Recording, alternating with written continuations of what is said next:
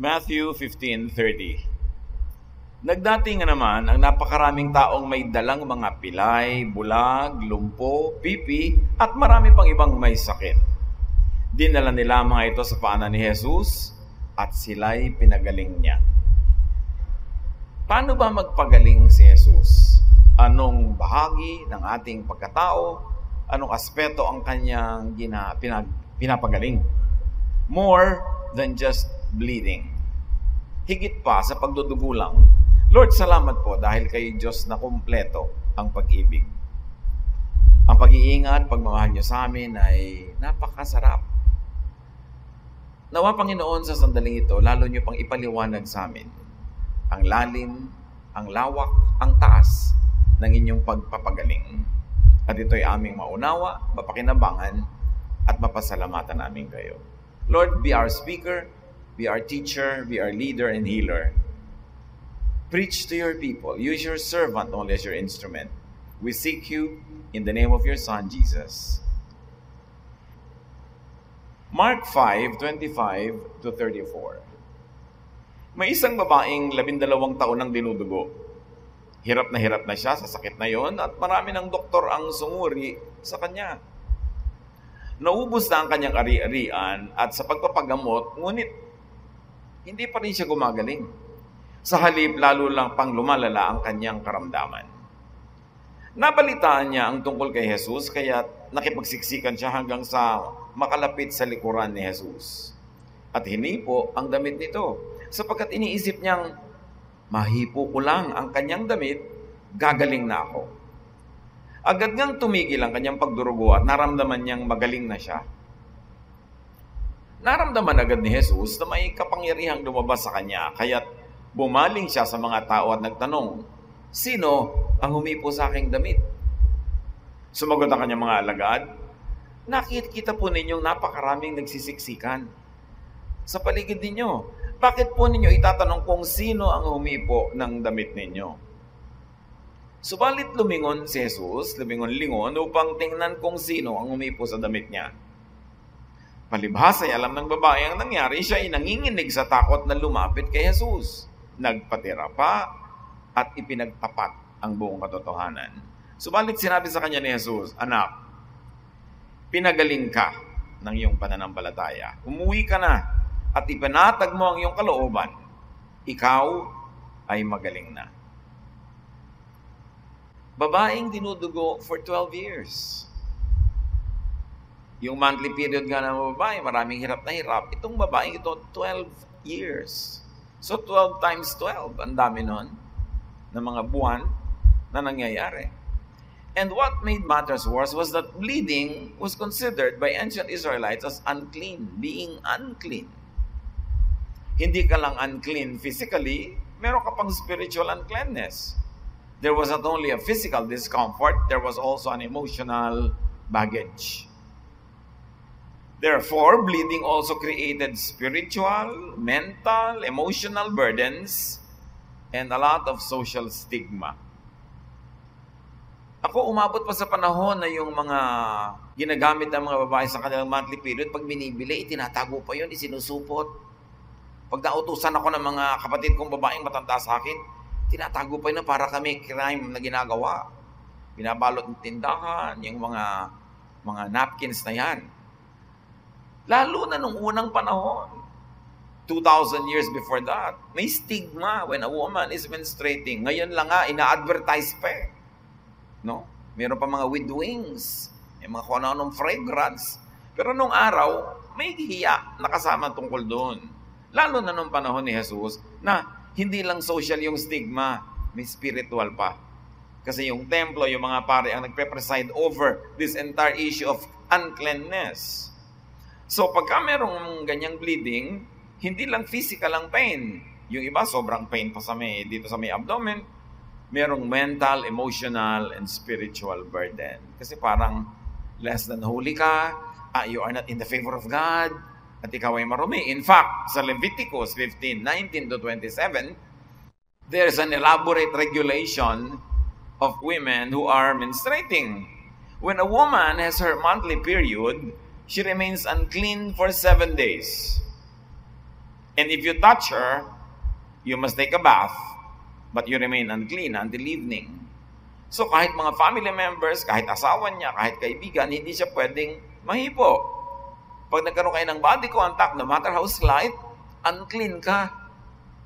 Maliligo ka dapat, pero kahit naligo ka pa, hanggang gabi, you are considered unclean, hanggang kinabukasan. Anything that she rests on or sits on is also unclean. And if you touch either of this, you must wash your clothes and take a bath, but you still remain unclean until evening. So ang upuan niya, higaan niya, madaanan niya, unclean din. Imagine ko hanggang ngayon ay umiiral yung mga patakaran na yan. Paano ka upo sa bus? Sa mga silya na yan, malay mo kung may umupo dyan na merong ganong uri ng kalagayan. Any man who has sex with her during this time becomes unclean for 7 days, and anything he rests on is also unclean. So pati na rin yung lalaki na nagkaroon ng physical relations with a menstruating woman, unclean for 7 days, at ano man ang kanyang madapuan, maupuan, mahigaan, unclean na rin. Any woman who has a flow of blood outside her regular monthly period is unclean until it stops. You see, kahit na nga hindi menstruation, tulad ng babaeng ito, 12 years nang dinudugo, she has been unclean for 12 years. As far as the temple was concerned, anything that she rests on or sits on during this time is also unclean, just as it would be during her period. If you touch either of these, you must wash your clothes or take a bath, but you still remain unclean until evening. Imagine that this was going on in this woman's life for 12 years. In search of remedy and comfort, the woman suffered all the more. Lahat na ng doktor, lahat na ng mga totoo, kilala, sikat, lahat na ng mga hindi totoo, hindi kilala at hindi sikat, sino na lang na pwedeng makatulong, pinuntahan niya at nagkaubos-ubos na ang pera ng babaeng ito. So sumakit na ngayong patibulusan niya. Her doctors were ineffective, inutile, and expensive. But she did not get better. She only grew worse. You can imagine the situation of this woman, miserable. Kung may kasama pang pain yung bleeding na yon, which we assume meron, then all the discomfort of having to manage her physical hygiene, and then all the emotional discomfort of having to be separated from everybody who mattered to you because you could not be touched. So pag natumba ka, baka walang sumalo sa'yo dahil unclean ka. Hayaan ka na mahulog at magpagulong-gulong. It was very difficult. Now comes Jesus the healer. This woman heard of Jesus. And she had faith in Jesus. In fact, the faith was so great that she had faith just in touching Jesus. Sabi niya, mahipo ko lang kahit nakaduluduluhan ng laylayan ng kanyang damit. Gagaling ako. And remember, a bleeding woman was not to touch other people and was not to be touched by others. Anong kapangahasan ang iniisip ng babaeng ito? Umiiral pa yung batas noon. Bawal siyang humipo kahit kanino. Bawal siyang hipuin. Tapos ngayon si Jesus pa of all people, ang pinagbabalakan niyang hipuin. Sabi niya, after all, nagpunta na ako sa lahat ng pwede kong puntahan, hindi ako gumaling. Desperate situations needs desperate measures. But if she would do that, she would break the law. She would break the religious and legal law of Israel. She would make Jesus unclean, and she would double the hardship of her situation. Because paano kung mapagalitan siya? But she had to do something.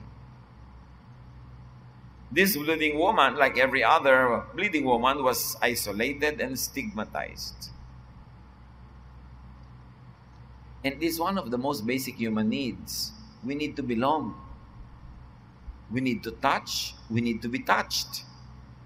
And to be deprived of that human need is a grave suffering. Such social condition aggravated the physical discomfort and pain that she was already in. Spiritual, emotional, and social isolation made the burden heavier. The oppression of needless, uninformed religious regulations taking its toll. You know, the ancient Israelites, even their priests, were unaware of the science behind the reproductive system. They did not know the science behind the menstrual cycle. And anything they did not understand, they feared. And especially if there was some issue of blood, they considered unclean. So hindi naman lahat ng religious opinion nila is sanctioned by heaven, endorsed by heaven. But the priests had this very strong religious opinion about it, that it became law of the land. It became part of the traditions. It became part of the burden of women. So the woman's faith in Jesus, the woman's bold act of faith, and in fact the woman's departure from her usual doctors and departure from religious regulation and tradition healed her. Irony of ironies, nung nilabag niya ang batas ng relihiyon nila, noong lumabas siya sa kulungan ng kanilang mga kaugalian, noong tinalikuran niya ang mga kilalang doktor ng kanyang bayan, doon siya gumaling. Alam niyo, kung hindi kayo tinatabla ng anumang gamot, dapat magpalit kayo ng gamot, magpalit kayo ng protocols, magpalit kayo ng regimen, kasi hindi tumatalab. If it doesn't work, you've got to find something that works. Under the usual system, she only grew worse. Had she stayed inside the religious box of Israel, she would have bled to death. At hindi natin siya pag-uusapan ngayon kasi malilimutan na lang siya at malilibing. Sa dinami-rami ng kanyang pinuntahan, nilapitan at binayaran pa, only from Jesus did power come into the woman to heal her. The irony of ironies, ang daming irony ng kwento na to, it was Jesus' blood that would cleanse humanity, including that woman. Kung ano ang paningin ng ancient Israel sa blood na nakakadumi, baligtad kasi ang dugo ni Kristo ang nagpalinis at nagpapalinis sa ating lahat. You see how grossly mistaken those priests were? Hindi lahat ng pinaniwalaan nila, pinractice nila, itinuro nila, talagang galing sa langit. May mga mali rin sila. Or kung hindi man outright mistake, it's because they did not know the science behind many things then. And the people of the ancient world always ascribe to the devil anything they never understood from within the context of their knowledge at that time. So, Jesus' blood would not be equal unclean, but clean. It was a reversal of the Jewish beliefs. At daming binaligtad ni Jesus pag inobserbahan nyo. Pumapatay at nagpapakamatay yung mga Hudyo para sa Sabath. Sinadya pa ni Jesus sa kung kailan Sabath at siya maraming ginawang himala. Women were always ostracized, pangkusina lang. Hinayaan ni Jesus sa si Mary, maukiupo sa mga lalaki para to do what men were doing, to learn and become disciples and become disciplers, to become leaders. The children were shunned during his time, kaya pinapalayas ng mga alagad niya yung mga bata na inilalapit ng mga magulang kay Jesus. Pinagalitan ni Jesus sa kanyang mga disciples, kinalog pa yung mga bata, binless. Hindi mo dapat hinihipo ang isang patay, pero hinihipo niya yung lalagyan ng patay noong isang binata na namatay sa Nain. Ang dami. Ipinadala ng Ama sa Langit si Jesus para ituwid ang mga baluktot na paniniwala ng mga Hudyo, ng mga Israelites. Hindi lahat ng pinaniwalaan nila titinuro sanctioned by heaven. Kaya ipinadala ng Panginoon. At malinaw ang Bible, Jesus was a perfect personification of our Father in heaven. In Him, the fullness of the deity lived in bodily form. Kung merong dapat malaman tungkol sa Ama at gustong ipaalam ng Ama tungkol sa Kanya, pinadaan niya sa pagpapakilala kay Jesus.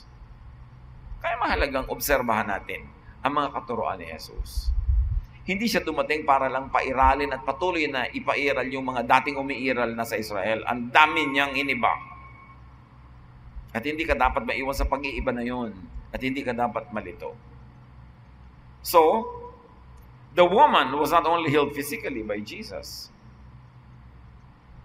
She was also delivered from her pre-existing spiritual, emotional, and social suffering.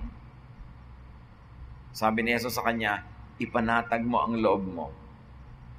In other words, hindi lang pinagaling ni Lord yung physical bleeding, even the bleeding of her heart in an emotional way was healed. Kaya sabi niya, ipanatag mo loob mo. Yang katawan mo, galing na. Pero yung emosyon mo, natatakot ka pa. Nanginginig ka pa. Ba't ka natatakot? Kasi nasa utak mo yung law ng mga priests na bawal humipo, bawal mahipo. Natatakot ka na break yung isolation. Huwag mo ikatakot yan. Ako ang nagpagaling sa'yo. Kung masama yung humipo, di dapat di kita pinagaling. At kaya, sinabi ni Jesus, sino ang humipo ng damit ko? Sabi naman ng mga clueless yan ng mga disciples, dami-daming tao, tatanong nyo kung sino, dami-daming ang humihipo. Alam naman ni Jesus kung sino. Gusto lang niyang makita ng lahat kung sino yung humipo at kung anong gagawin niya sa humipo sa kanya, na bleeding woman. Inaasahan ng lahat, papagalitan niya yun, paparusahan niya yun, isusuplong yun sa mga priest, may kaparusahan yun. Pero hindi. She was affirmed.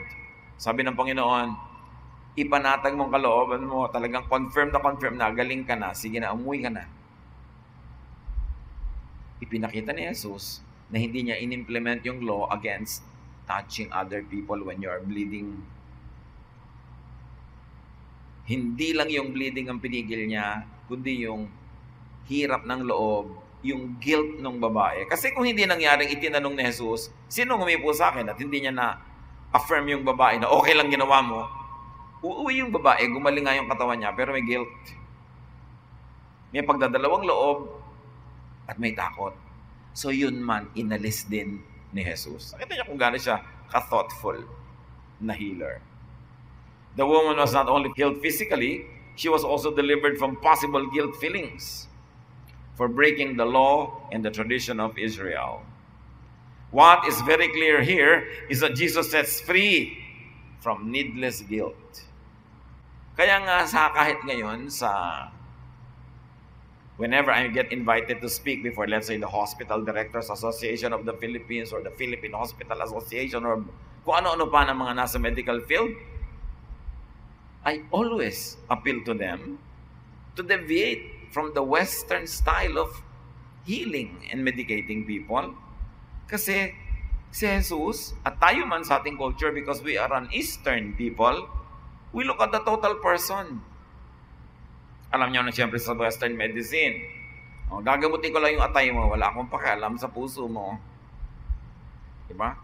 O kailangan ihiwalay ka kasi may sakit ka, nasa isolation room ka, wala akong pakialam na mamatay ka sa lungkot.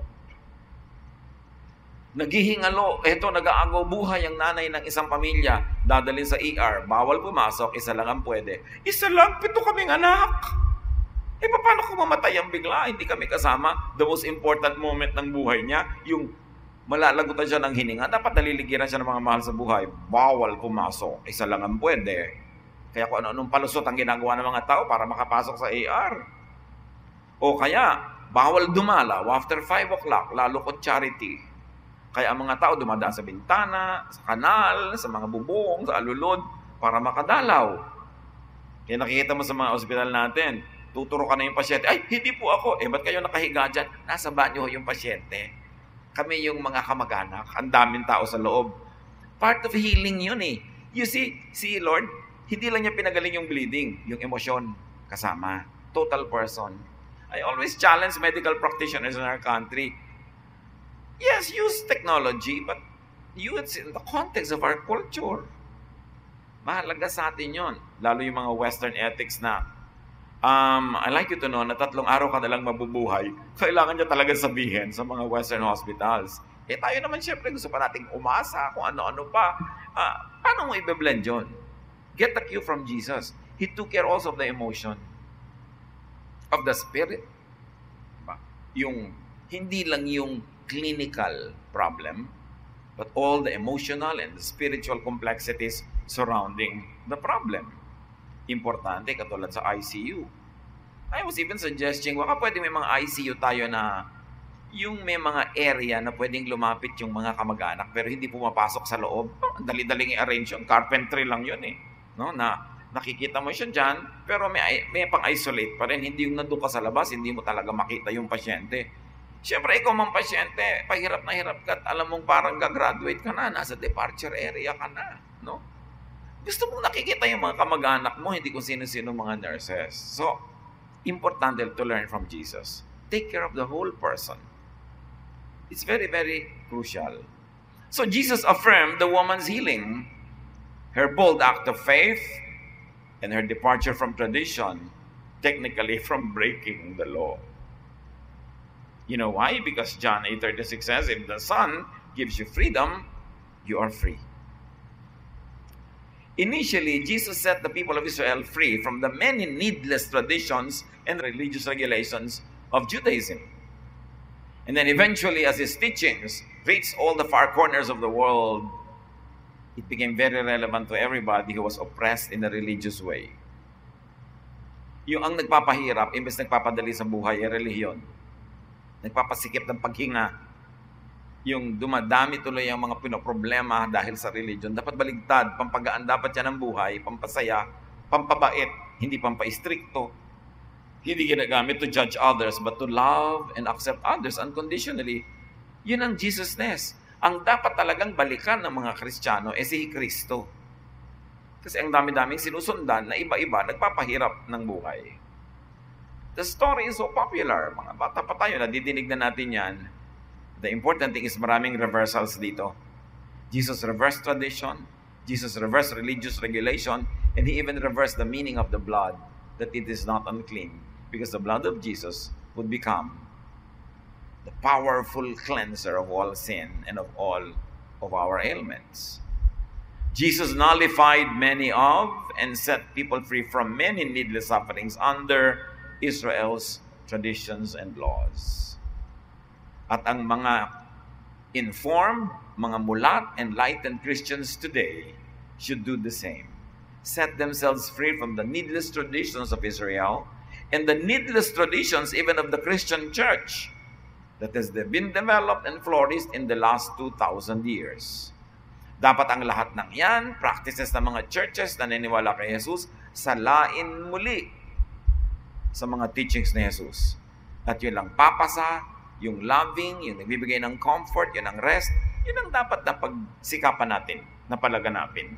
At hindi yung nagpapabigat ng kalooban, nagko-condemn, naghahati-hati sa atin, at nagtuturo sa atin mga maging self-righteous. Dapat wala nang lugar yon sa ating religious and spiritual life. Galatians 5:1, Christ has set us free. This means we are really free. Now, hold on to your freedom and don't ever become slaves of the law again. Ang linaw. Pero maraming Christians today, slaves of the law of Israel pa rin. Parang hindi nangyari yung Galatians 5:1.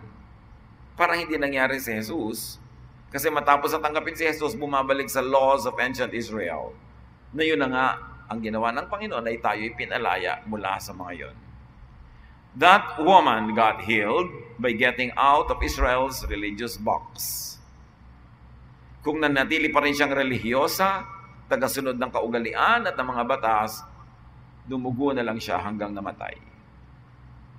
Galatians 5:4-5, and if you try to please God by obeying the law, you have cut yourself off from Christ and His wonderful kindness. But the Spirit makes us sure that God will accept us because of our faith in Christ. Pag ang ginagawa mo pa rin ay sobrang pagsunod sa mga ganyan para akala mo ikatutuwayan ng Diyos, sabi, baligtad, pinuputol mo ang ugnayan mo kay Jesus. Kasi umaasa ka sa mga laws of Israel, sa laws of tradition, not in the kindness, the goodness, and mercy of God through Jesus. The illness and hardship of the woman was not just about bleeding. Ang gandang usapan itong babaeng ito Kasi ine-expose ito yung maraming iba pang issue. Ang kanyang paghihirap ay hindi lang dahil sa kanyang pagdudugo. Ito'y isa rin nagmumula sa low status of women at that time. Na ang pagkababae mo, related with pregnancy, related with childbearing, and related with bleeding, ay kinoconsider na uncleanness. Jesus liberated that woman and all women of all time from that stigma. Jesus was very pro-women. Kaya ang kanyang mga disciples, ang dami niya kasunod-kasunod kasamang mga kababaihan. Si Mary, in-affirm niya by sitting with the men. Sa pagbangon ng Panginoon mula sa kamatayan, sa babae siya kauna-unahan nagpakita, hindi sa mga lalaking disciples. At malinaw ang Gospels, iniwanan siya, tinakbuhan siya ng lahat ng mga disciples yung lalaki except John the Beloved. At ang natirang kasama niya hanggang malagot ang hininga niya doon sa krus, mga kababaihan. Hindi dapat issue sa mga Christians yung ang babae ba, kailangan pwede ba mag-teach, pwede ba mag-preach? Jesus would allow that. Hindi nire-reduce mo lang yung mga kababaihan, taga-timta mo lang julep para pag may Lord's Supper. Yung mga puro lang sa mga kusina. Ganun na nga yung ginagawa ni Martha. Kinorek na nga ni Jesus. Tapos ganyan ginagawa na naman ng mga Christian churches. We must put Jesus back to Christianity. Kasi madalas siya yung wala. Kaya nagiging oppressive, nagiging mapang-api, at maraming mga kawawa. People are being, relegated to the margins, and they fall in the cracks. Ang nire-reward lang ng mainstream religious groups ay yung mga normal, mainstream, regular people. Not all people are like that. Many people fall in the cracks. Many people are suffering because of stigma. But Jesus sets these people free. At ganoon ang dapat nating gawing policy sa ating pakikitungo sa ating kapwa. Lahat minamahal, tinatanggap ni Jesus. At wala siyang itinatangi. Wala siyang tinatanggihan. Kaya hindi dapat ginagawa yan sa church. Jesus heals more than just bleeding. So, leave needless religiosity and ineffective doctors. Kawawa ang mga tao. I have many followers sa Facebook. I lovingly call them mga pamangkin. From all over the world. Sinasabi nila mga nangyayari sa buhay nila, lahat. At ang isa na nakikita ko common denominator, lalo ng mga umaattend ng mga churches everywhere around the world, ang dami nilang oppression in the church. Sobrang daming paghihirap, sobrang maraming rejection, sobrang maraming an impossible expectation. Tapos pag nagkamali, sisipain, tatanggalin agad, pag-uusapan, nagdurusa sila because of the church. Sadly, that is the truth. That's why the church has to be reformed. We need another major reformation in the Christian world. Kasi nawala na si Jesus kung sino-sino na lamang ang sinusundan. Seek and touch Jesus. Bring your case directly to Jesus. Ang dami nagtatanong sa akin, Tito, Pastor, Kuya, kasalanan po ba itong ginagawa ko? Hindi ko naman mapigil-pigil, hindi ko matiis-tiis. Masama po ba itong ginagawa ko? Yung ganito, ganyan-ganyan, ang dami. Lahat ang tatanungin nila religious leader, kasalanan yan, masama yan, itigil mo. Pero talagang nagawa na nila ang pwedeng gawin sa mundong ito, hindi pa rin nila nabago yung sarili, hindi pa rin naiba. So mabubuhay na lang sila lagi sa pagtatago o sa guilt? Sige, you know what? Huwag ka na magtanong sa mga religious leaders. Bring your case directly to God. Tulad ng babaeng ito, hindi naman siya nagtanong sa mga priest, pwede ko bang gawin yon? Masama bang gawin yon? Kasi kung nagtanong siya, babawalan lang siya. She brought her case directly to Jesus. Talagang kay Jesus siya humawak at hindi siya nabigo. Hindi siya nireject. Kahit yung law, dapat nireject siya. Dapat pinarusahan siya. So you see, the law, religious law, does not always reflect the will of the Father in heaven through Jesus. Yung mga ganyang tanong, yung mga imposibleng tanong na lagi kang pinapa-guilty, hindi mo naman talaga maiba, hindi mo mabago, wala kang magawa, bring your case directly to God. Our God cares, our God loves, our God accepts unconditionally, unlike religions, unlike many religious teachings. Idiretso nyo sa Diyos. Hindi nyo kailangang dumaan kahit kani-kanino. Bring your case to God, let God be your judge. Lagi may nagsasabi sa akin hindi ko po talaga magawa ito, hindi ko mo magawa yan. Kung talagang hindi mo mapigil, hindi gawin mo, but submit yourself to God and God's management and administration. Kung mapagalitan ka, di pagalitan ka. Kung nadisiplina ka ng Diyos, di madisiplina ka. Malay mo naman, may iba palang pagkukuhan at paghuhugutan ng pangunawa at pagmamahal sa iyo at pagpapatawad ng Diyos. So bring your case directly to God. Huwag mong iasa sa tao, ma-oppress ka lang. Let the power of Jesus flow into you, but acknowledge Jesus. This woman acknowledged Jesus. The acknowledgement had to be done so that everybody else would know the kindness of Jesus, that though this woman broke the law by touching him, he did not punish her. And when you acknowledge Jesus, you get acknowledged by Jesus. So be healed from physical illness, but very importantly, through Jesus, be freed from emotional, social, and spiritual prisons. Ano-ano ang mga kadenang tumatali sa inyo ngayon, pumipigil para kayo magkaroon ng kapayapaan, sumaya? Ano-ano ang mga kulungan na pumipigil sa atin para mag-grow tayo totally, completely, beautifully? Bring your case to Jesus. Hayaan nyo ang Panginoon na maging hukom. Mabuti nga siya, hindi pa nga siya judge, savior pa hanggang ngayon. Pag dinala nyo sa tao, judge tayo yung mga tao, i-judge ka pa. So matuto tayo from this woman. She did not follow religious regulations. She brought her case to Jesus and she got healed. Dear Lord, teach us. Turuan nyo kami kung anong maganda, malalim at personal na leksyon na maaari naming mapulot sa kwentong ito. Salamat sa natatagdag na pag-unawa namin kay Jesus at sa inyo, Ama, na nagpapakilala sa amin through Jesus. Mga kapatid, pagbulay-bulayan natin ito. Ano bang kahulugan ito sa ating buhay? Paano tayo kamukha ng babaeng ito? Ano ang ating mga pagdurugo? Ano ang ating mga pagdurusa sa kamay ng iba na hindi naman tayo bumubuti? Bring your life, your case, your sorrows, your problems, your illnesses to Jesus. Kung gano'n siya ka-available and reachable to that woman then, lalo na ngayon, because now Jesus lives in our hearts. He is only a prayer away. Let's bow before the Lord and spend some time in silence, listening to the voice of God, how to apply this in our lives, and pondering and thinking. I-connecta nyo inyong mga buhay sa kasaysayan ng babaeng ito and receive healing, acceptance, and affirmation from the Lord.